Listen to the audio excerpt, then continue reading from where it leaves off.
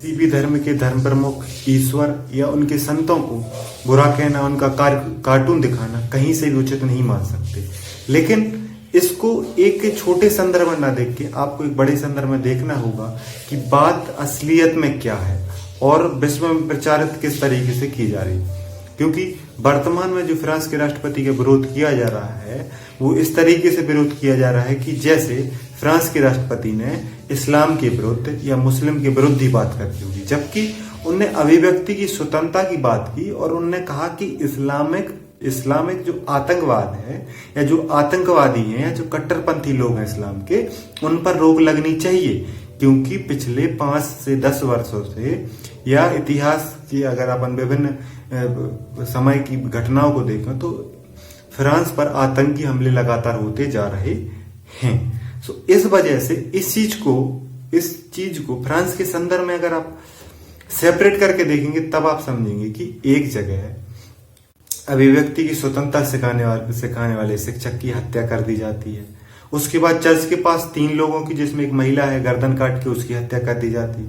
इससे पहले की बात करें तो एक जगह आईएसआई के आतंकवादी ने लोगों पर ट्रक चला के 90 लोगों को मार दिया था। उससे पहले जो विवादित कार्टून जिसकी बात अभी ये शिक्षक कर रहा था, जिसकी हत्या 16 अक्टूबर को कर दी गई, उस कार्टून को फ्रांस की एक पत्रिका चार्ले हेब्डो ने 2015-16 में छापा था, जिसके कारण जो पत्रिका का ऑफिस था उसको आतंकवादियों ने बम से उड़ा दिया था। तो मतलब अगर देखें तो पिछले कई वर्षों से फ्रांस आतंक की घटनाओं से परेशान है। और वहां पे क्योंकि यूरोप है तो वहां मानव अधिकारों की शुरुआत यूरोप से हुई है और मानव अधिकारों के पक्ष में सबसे देखो धर्म को वहां पे उतना ज्यादा महत्व नहीं दिया जाता। क्योंकि अगर आप इतिहास समझोगे विश्व का तो आपको समझ में आएगा कि वहां पे ईसाई धर्म से ही, मतलब ईसाई धर्म के लोगों ने ईसाई धर्म का ही विरोध किया था, जिससे लोगों को अधिकार मिल सके, मानव को अधिकार मिल सके, मानव को स्वतंत्रता मिल सके, मानवतावाद पे बल दिया जा सके। तो यूरोप की जो सोच है, यूरोप की जो बुद्धिमत्ता है, वो व्यक्ति की स्वतंत्रता को ज्यादा महत्वपूर्ण मानते हैं ना कि धर्म को। तो वहां पे जो बात की गई वो आप विभिन्न उन देशों में लागू नहीं कर सकते जहां पे अभी धर्म राष्ट्र धर्म के रूप में कोई स्पेशल धर्म है। तो वहां पे बात अलग होगी, क्योंकि जो सऊदी अरब में जो महिलाओं के लिए अधिकार है वो यूरोप में नहीं है। यूरोप में महिलाओं के लिए संपूर्ण अधिकार है, लेकिन सऊदी अरब में उस प्रकार से नहीं है, पाकिस्तान में उस प्रकार से नहीं है, तुर्की में उस प्रकार से नहीं है। और अगर अपन बात करें कि फ्रांस के राष्ट्रपति ने किसी धर्म का उस तरीके से विरोध नहीं किया, लेकिन तुर्की के राष्ट्रपति, पाकिस्तान के प्रधानमंत्री, मलेशिया के पूर्व प्रधानमंत्री, ये लोग इस चीज को अपनी राजनीतिक सत्ता को बनाए रखने के लिए, अपनी राजनीतिक इच्छा को पूर्ण करने के लिए लोगों की धार्मिक भावनाओं से खेल रहे हैं। और ये अर्दवान जो तुर्की के राष्ट्रपति अर्दवान हैं, वो इस्लाम धर्म की भावनाओं को उभार कर अपनी राजनीतिक सत्ता को मजबूत करना चाहते हैं, अपने राजनीतिक इच्छाओं को पूर्ण करना चाहते हैं। क्योंकि वो इस प्रकार की निर्णय या इस प्रकार के प्रचार कर रहे हैं कि वो इस्लाम के समर्थन में है। जबकि क्योंकि देखो एक देश जो धर्मनिरपेक्ष देश है, जहां पे सभी धर्मों को समान सम्मान दिया जाना चाहिए, जहां किसी भी धर्म का पक्षपात नहीं किया जाना चाहिए। क्योंकि तुर्की ने 1920 में एक इस्लाम जगत होते हुए, इस्लाम बहुल देश होते हुए, वहां पे धर्मनिरपेक्षता जैसा महत्वपूर्ण अधिकार, एक आधुनिक चीज लाने की शुरुआत की थी।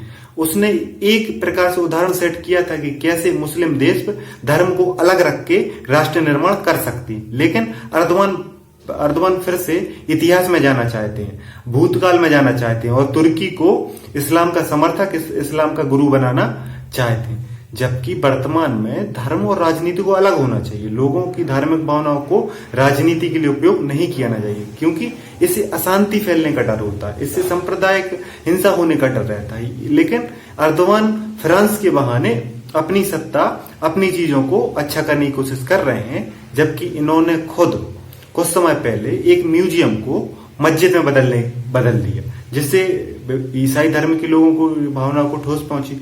और साथ में एक संदेश गया कि आप किसका पक्ष ले रहे हैं, मुस्लिम धर्म का पक्ष ले रहे हैं। देखो किसी धर्म का पक्ष लेना उचित नहीं है, लेकिन ये जो कुछ संकेत होते हैं, जो कुछ उदाहरण होते हैं, क्योंकि वो जो मस्जिद थी या जो मस्जिद थी या जो वो म्यूजियम था जिसे मस्जिद बनाया गया है, वो एक प्रतीक था शांति का। वो एक प्रतीक था तुर्की में शांति का, लेकिन उस शांति के प्रतीक को नष्ट कर दिया।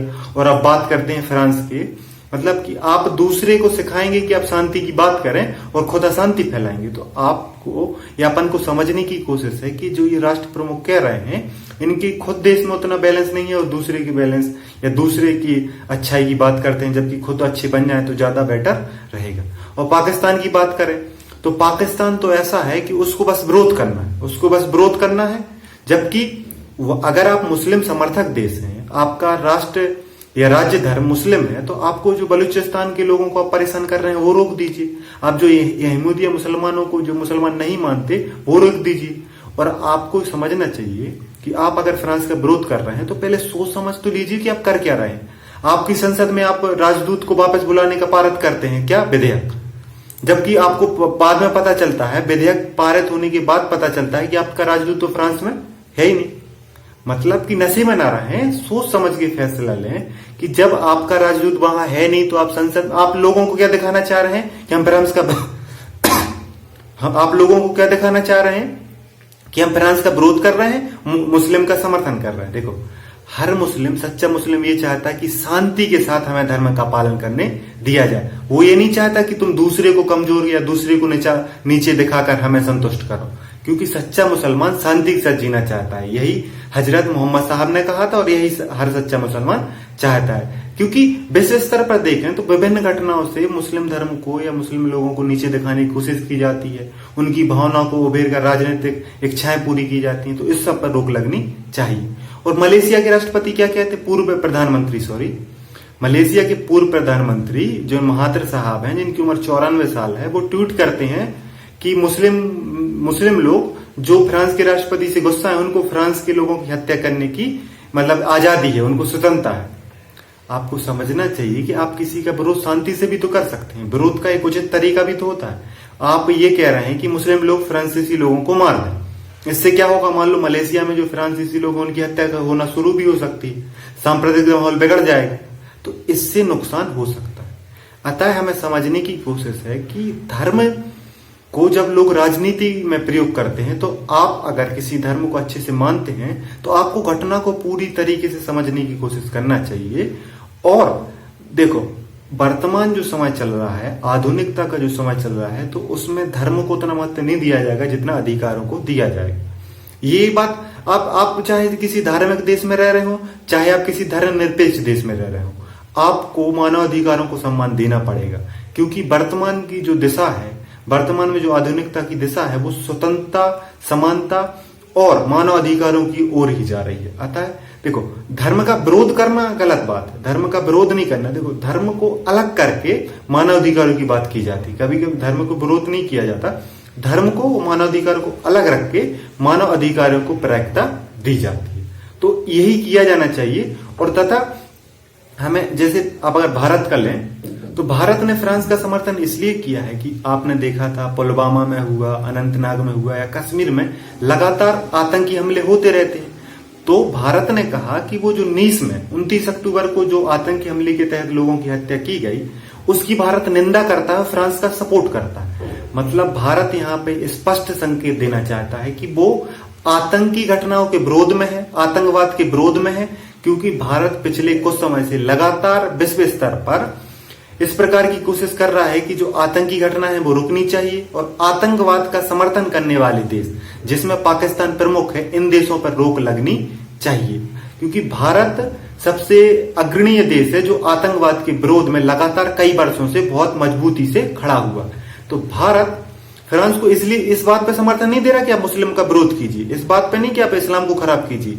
भारत का समर्थन आतंकवाद के विरोध में, भारत का समर्थन उन कट्टरपंथी लोगों के विरोध में है जो डर का माहौल पैदा करना चाहते हैं, लोगों को बांटने की कोशिश करना चाहते हैं।